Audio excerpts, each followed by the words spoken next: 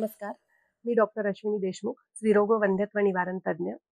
आज आपल्या व्हिडिओ सीरीजमध्ये जी पण जोडपी बाळ राहण्यासाठी प्रयत्न करतायत, त्यांच्यासाठी एक नवीन विषय मी घेऊन आली आहे.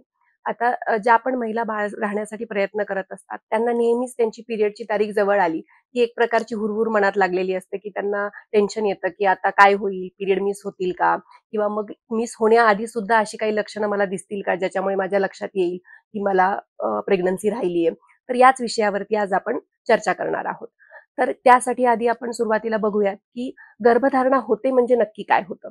तर जेव्हा पण पिरियडच्या 14व्या 15व्या दिवशी म्हणजे जर तुमचे पिरियड रेग्युलर असतील, तर जेव्हा पण 14व्या 15व्या दिवशी तुमचं श्रीबीज तयार होऊन ते फुटतं आणि शुक्राणू आणि श्रीबीज एकत्र येऊन गर्भ बनतो. त्याच्यानंतर तो गर्भ जो आहे तो गर्भनलिकेमध्ये तयार होत असतो. तिथून तो काही दिवसात सरकत तुमच्या गर्भाशयामध्ये येतो आणि गर्भाशयामध्ये आल्यानंतर जेव्हा तो गर्भाशयातल्या अस्तरामध्ये रुजतो त्यावेळेसपासून काही त्या गर्भाशयातल्या अस्तरामधून आणि त्याचबरोबर तुमच्या गर्भामधून काही हॉर्मोन्स रिलीज व्हायला लागतात, जे सगळ्यात महत्त्वाचं हॉर्मोन असतं जे की HCG. आणि या हॉर्मोनमुळे तुमच्या शरीरात काही बदल व्हायला लागतात. म्हणजे साधारण पाळीच्या 21-22व्या दिवसापासून तुम्ही हे असे चेंजेस तुमच्या शरीरामध्ये एक्सपेक्ट करू शकता.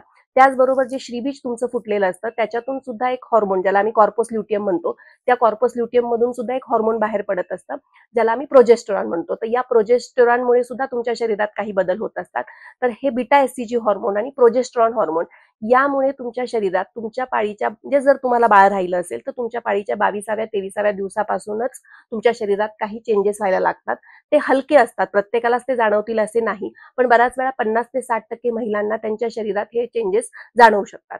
तर आता हेच आणि गर्भधारणा झाल्यानंतर जेव्हा तो गर्भ तुमच्या गर्भाशयात रुजतो, तेव्हा जेव्हा पिरियडची तुमची एक्सपेक्टेड डेट असते, तेव्हा तुमचं एंडोमेट्रियम शेड होण्याऐवजी म्हणजे तुमचे जो काही गर्भाशयाचा अस्तर आहे ते बाहेर येण्याऐवजी ते अस्तर तिथे चिटकून राहतं आणि म्हणजे तुम्हाला पिरियड येत नाही. त्यालाच आपण पिरियड मिस झाले असं म्हणतो. तर ते पिरियड मिस होण्याच्या आधी 7-8 दिवसापासून सुद्धा तुम्हाला काही लक्षणं तुमच्या शरीरात दिसू शकतात. तर ही लक्षणं काय असू शकतात? तर या बीटा HCG हॉर्मोनमुळे बऱ्याच वेळा तुम्हाला चिडचिडेपणा येऊ शकतो, तुम्हाला झोप लागत नाही किंवा तुम्हाला जास्त झोप लागते. बऱ्याच वेळा तुम्हाला काहीच खाण्याची इच्छा होत नाही, काही खाल्लं की मळमळतं, ज्याला आपण मॉर्निंग सिकनेस असं म्हणतो. कधी कधी खूप भूक लागते पण खाल्लं की मळमळतं.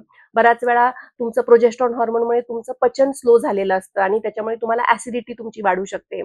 नंतर या प्रोजेस्टेरॉन हॉर्मोनमुळे बऱ्याच वेळा तुमच्या ब्रेस्टमध्ये पण काही चेंजेस व्हायला लागतात. ब्रेस्ट तुम्हाला हेवी वाटायला लागतात, तिथे कधी कधी पेन सुद्धा होतं. तुमचे टेस्ट बड चेंज झालेले असतात, त्यामुळे तुम्हाला आधी ज्या गोष्टी आवडत होत्या त्या आता आवडत नाहीत.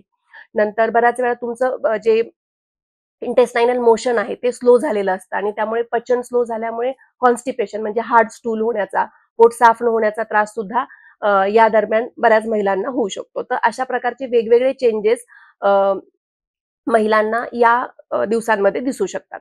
आणि यासोबतच एक महत्वाचं लक्षण जे की बऱ्याच वेळा आपण त्याला पिरियड आले असं म्हणून तुम्ही कधी कधी कन्फ्युज होऊ शकता.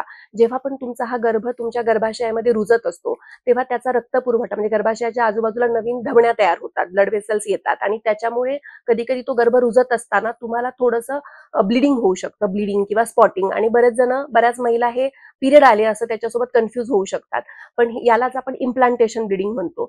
आणि हे म्हणजे गर्भ रुजण्याचीच एक प्रक्रिया असते. तर हे सगळे सिम्पटम्स तुम्हाला पिरियड येण्याच्या काही म्हणजे जेव्हा तुमचे पिरियड मिस होतात त्याच्या 5-6 दिवस आधीपासून आणि पिरियड मिस केल्यानंतर काही दिवसात तुम्हाला जाणवू शकतात. तर ही कुठली कुठली लक्षणं आहेत की तुम्हाला चक्कर येऊ शकते, तुम्हाला गरगरू शकतं, तुमचे टेस्ट बड चेंज होऊ शकतात, तुमची खाण्याची इच्छा कमी होऊ शकते, तुमची झोप कमी होऊ शकते, छातीमध्ये घट्टपणा येऊ शकतो, ऍसिडिटी वाढू शकते. या सगळ्या गोष्टी जर तुम्हाला जाणवत असतील तुमचे पिरियड मिस होण्याच्या आधी काही दिवस किंवा मिस झाल्यानंतरचे 2-3 दिवस, तर तुम्ही असं समजू शकता की कदाचित तुम्हाला प्रेग्नन्सी राहिली आहे आणि मग तुम्ही तुमची प्रेग्नन्सी ही युरिन प्रेग्नन्सी टेस्ट करून कन्फर्म करू शकता.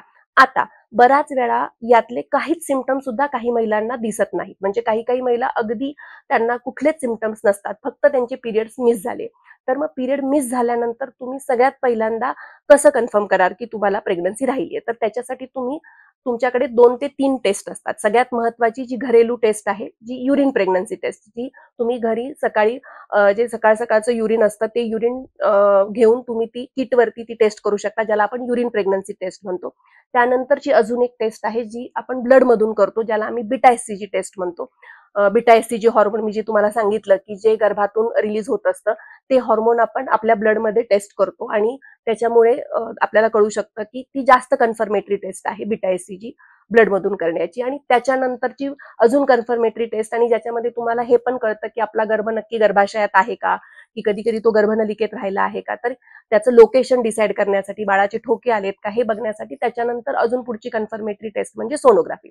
तर साधारण ह्या 3 टेस्ट करून तुम्ही तुमचं गर्भ राहिला आहे का हे कन्फर्म करू शकता, आणि गर्भ चांगला आहे का, तो ग्रो होतोय का हे बघण्यासाठी ह्या 3 टेस्ट तुम्ही करू शकता.